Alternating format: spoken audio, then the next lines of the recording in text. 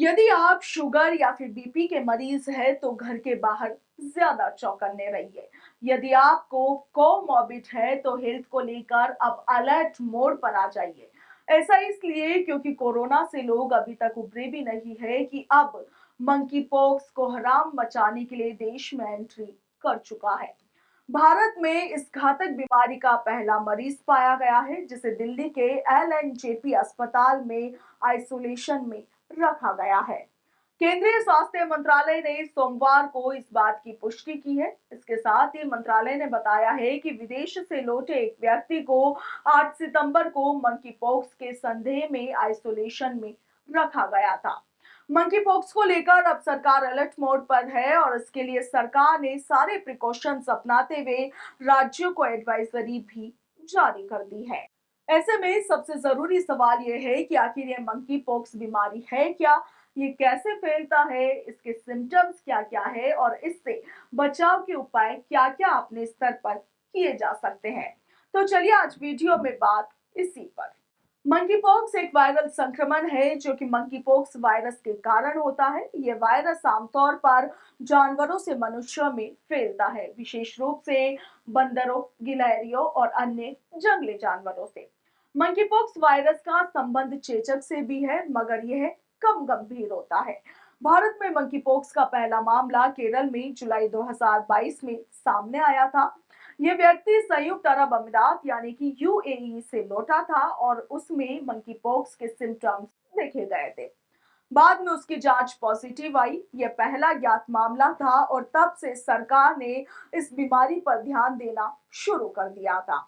वहीं यदि बात मंकी पॉक्स के सिम्टम्स की जाए तो इसमें बुखार, सिर दर्द, मांसपेशियों में दर्द, थकान, सूजी हुई लिम्फ नोड्स, इसके साथ ही त्वचा पर दाने या फिर फफोले जो कि चेहरे से शुरू होते हुए शरीर के अन्य हिस्सों में फैल सकते हैं, आदि आदि शामिल हैं।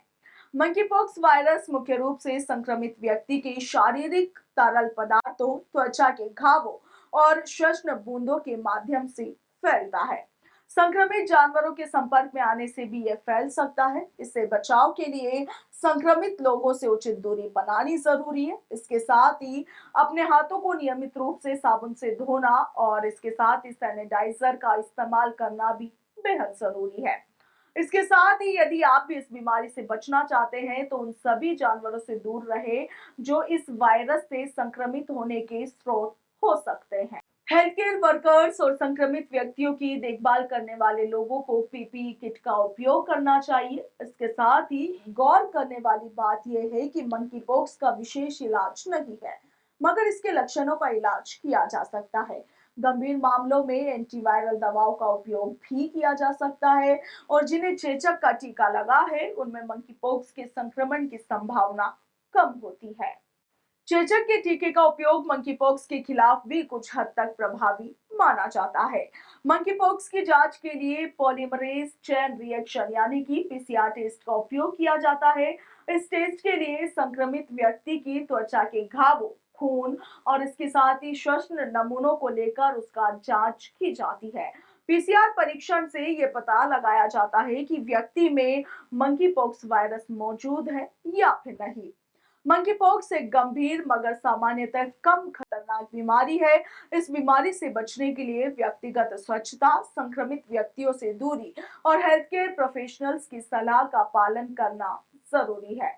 समय पर जांच और उपयोग से इसे नियंत्रित किया जा सकता है। इसीलिए आप भी अपना और अपने परिवारजनों का खास ख्याल रखें और यूनियन हेल्थ मिनिस्ट्री द्वारा जारी की गई गाइडलाइन की पालना जरूर करें। Bureau report, Punjab Kesari, Rajasthan.